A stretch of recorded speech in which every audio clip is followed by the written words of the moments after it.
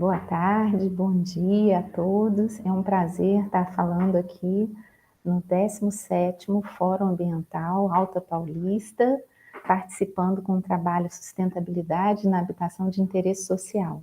Eu sou a segunda autora, sou professora da UF, dou aulas no TAR e no PPGAL. Meu nome é Luciana Nemer e a minha orientanda... Bom dia, boa tarde, eu sou a Flávia, sou primeira autora e é um prazer estar aqui com vocês para compartilhar um pouco do conhecimento, né, da sustentabilidade na habitação de interesse social. Bom, então vamos dar continuidade aqui.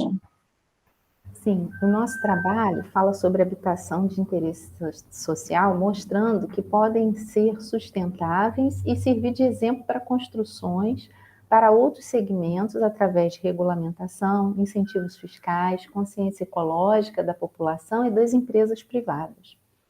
O artigo foi dividido em 3 momentos.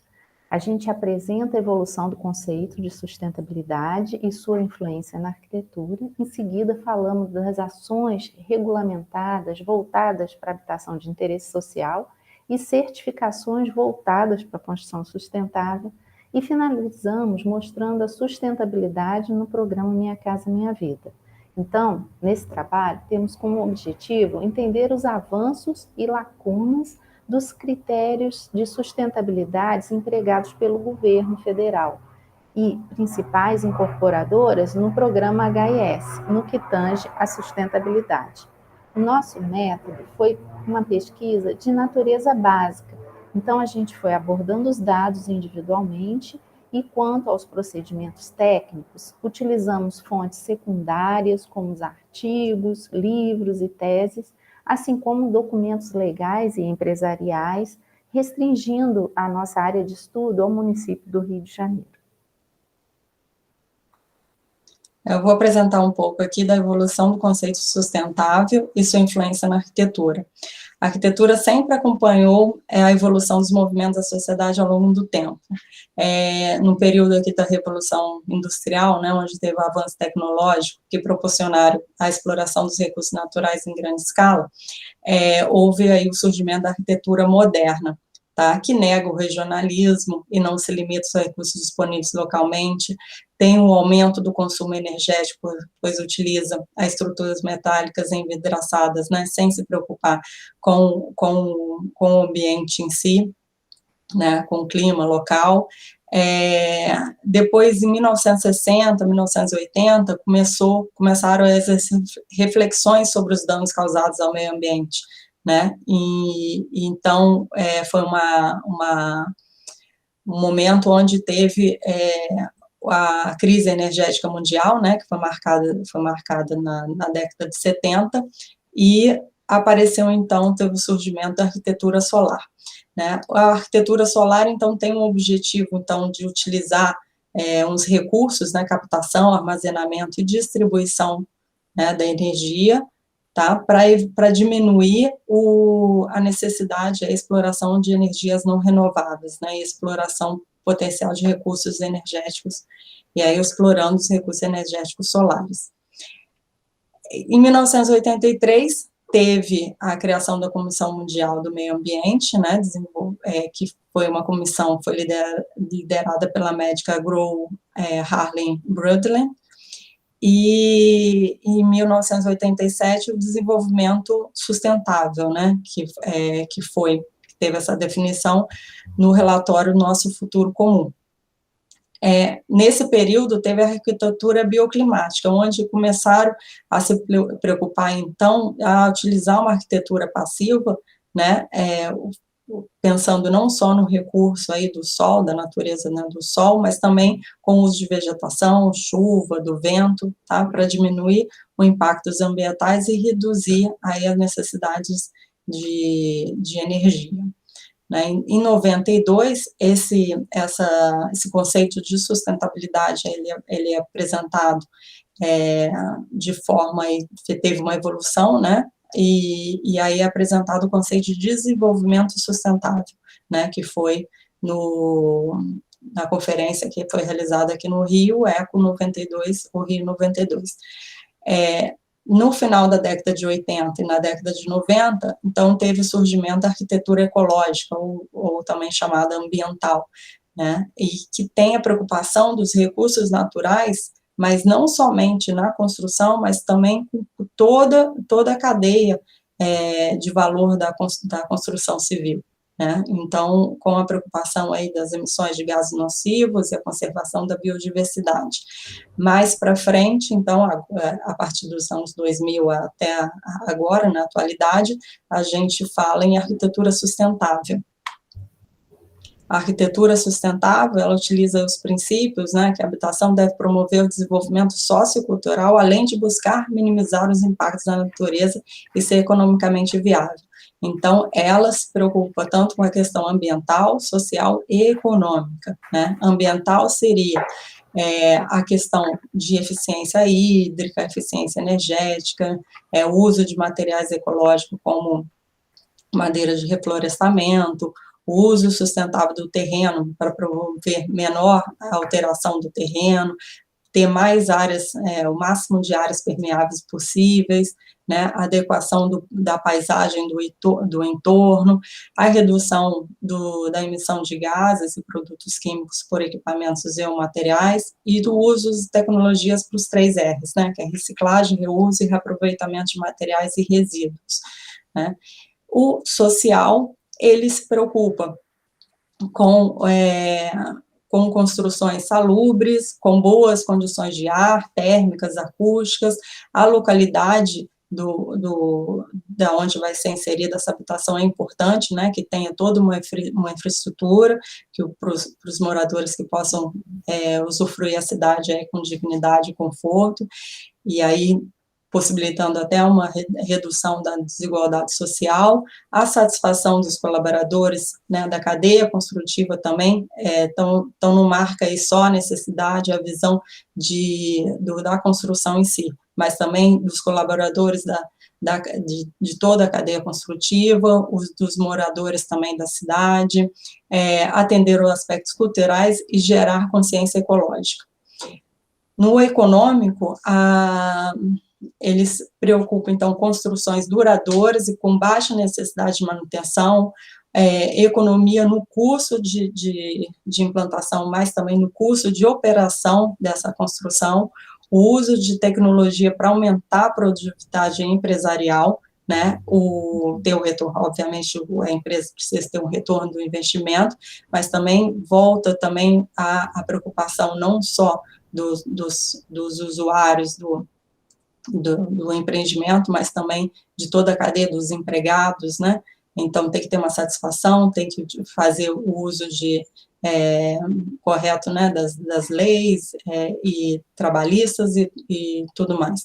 Então, otimização e aproveitamento da infraestrutura local também é super importante, né, porque visando aí as reduções dos vazios urbanos, né, e reutilização de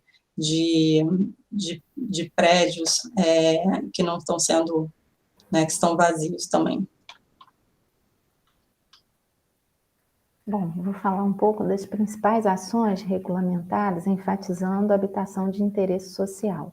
Então, a gente tem no âmbito federal, em 93, o surgimento do aluguel social, foi um decreto de 2007 que trata do valor a ser pago aos cidadãos que têm direito a receber esse auxílio.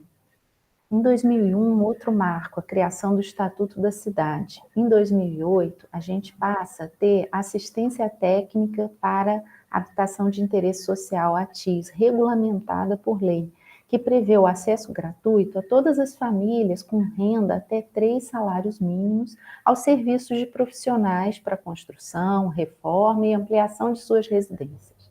Em 2009, surge o programa Minha Casa Minha Vida. Nos dias atuais, a gente já está com o programa Casa Verde e Amarela. A nível estadual, a gente tem em 92 a criação do primeiro plano diretor do Rio de Janeiro, da cidade do Rio de Janeiro. E em 2011, no plano diretor, a presença de desenvolvimento sustentável, na verdade, uma lei complementar elaborada pela prefeitura. e também a participação público-privada para habitação de interesse social. A nível federal, a gente tem o BNDES criando uma linha de financiamento específica para projetos voltados para a sustentabilidade. E um projeto de lei no Senado que prevê incentivos fiscais para a construção sustentável. Aqui né, apresento aqui uns certificados de sustentabilidade na construção, né, são alguns exemplos, os mais em voga, né, são o selo Casa Azul, que é elaborado pela Caixa Econômica Federal para construções de habitações financiadas por essa entidade. Ele apresenta itens obrigatórios optativos, tá? Tanto no âmbito tanto na questões ambientais, como econômicas ou sociais. O Quali Verde é uma legislação para edifícios sustentáveis no Rio de Janeiro, no entanto, a qualificação é opcional, né, e ela está vigente, mas ela tem como objetivo ainda promover incentivos fiscais, essa parte ainda, dos incentivos ainda não foi aprovado. A etiquetagem de edifício energético de edificações, que é a PBE, Edifica, né, instituído em 2017, é um método para avaliação dos desempenhos energéticos das edificações com base no consumo de energia primária.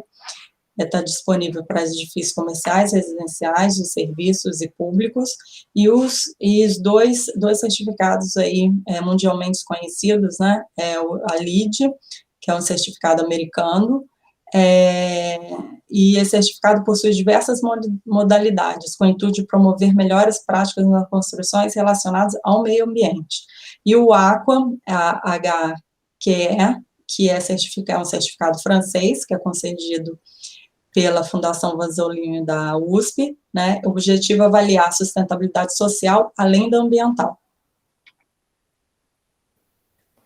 Isso aí. E agora a gente tem uma linha do tempo, né, que demarcamos ali o início do programa Minha Casa Minha Vida, né, o início do programa data de 2009, 2010, e em 2011 até 2014 a gente tem o Minha Casa Minha Vida 2, e em 2015 até 18, né, se estendendo até 20, a gente tem Minha Casa Minha Vida 3, e atualmente o Casa Verde Amarelo.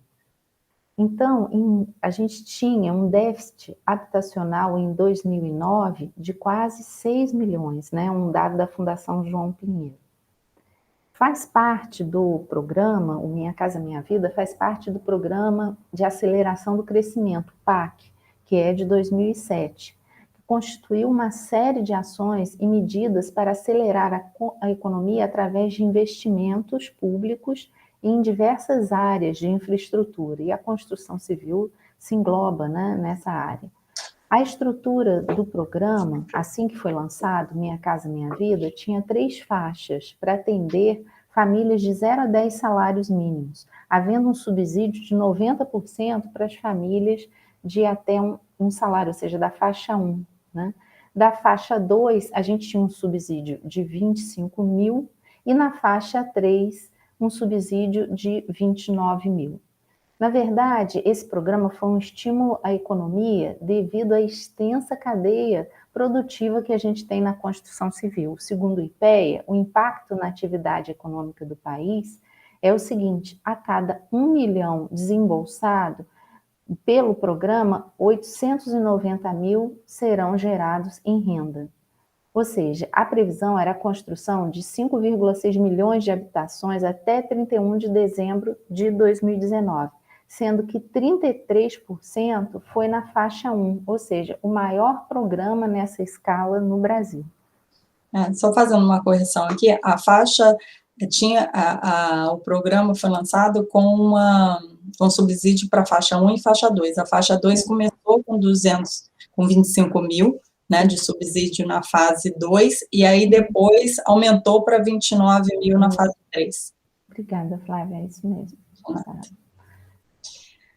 Então, o programa Minha Casa Minha Vida, durante todo esse período, né, foi um período era para ser 10 anos, mas aí acabou se estendendo para 11 anos, né, ele sofreu algumas alterações, né, de requisitos construtivos, tá? E também do próprio modelo dele. Na terceira fase, foi lançada a faixa 1,5, né, e a partir de 2019, as unidades da faixa 1,5 passaram a representar no máximo 50% do projeto, limitando a 150 unidades. Isso significa que eles reduziram, né, isso foi uma forma para reduzir a necessidade de recursos financeiros para subsidiar o programa, né? Então, acabando por atender menos aí a população que mais necessita, que é a população da faixa 1, que representa mais que 90% do déficit habitacional. As alterações de requisitos da faixa 1, então, que foram alteradas, foi a habitação, que passou de 35 metros quadrados para 40 metros quadrados, né, em fase 3, obrigatoriedade de piso cerâmico em todos os ambientes, azulejos em todas as paredes da cozinha e banheiro, aquecedor solar de águas nas casas, né, e aí tendo como obrigação nas regiões, iniciou com obrigação para todas as regiões, mas agora eles tiraram a região norte e nordeste, né, porque por falta da necessidade, né, do aquecedor, de aquecimento de água, implantação de arborização, dispositivo economizadores de água, descarga, compartimento para coleta seletiva de lixo, medição de consumo de água individualizada e reuso de água em áreas compartilhadas, e ações educativas para gestão condominial, educação ambiental e financeira e avaliação pós-ocupação. Na iniciativa privada, a gente pontuou aqui, considerando a incorporadora, né, MRV, por ser líder do segmento, apesar deles atuarem mais no segmento mais alto de renda do programa, né, atualmente sendo aí os grupos 2, 3, né, no caso a verde e amarela, apresenta um compromisso disso, mas eles apresentam um compromisso sustentável com base na Agenda 2030 e métricas de ESG, né, Environment, Social e Governance para os mercados de investimentos. Bom, estamos chegando à conclusão do trabalho, né? O Minha Casa Minha Vida, concluímos que foi um grande gerador de moradias novas e propulsor da economia. Teve um sucesso da escala de construção devido à parceria com a iniciativa privada, financiamento a longo prazo, com baixa taxa de juros e utilização do recurso do Fundo de Garantia. Concluímos também que houve um avanço no engajamento dos empresários com relação à sustentabilidade e que também incentivos governamentais e conscientização da população nos levará aos padrões de sustentabilidade mais altos. Agradecemos novamente a participação. Qualquer dúvida, entre em contato conosco através do e-mail. Passo para a Flávia finalizar. Muito obrigada, agradeço a todos, um excelente dia. Obrigada. Obrigada.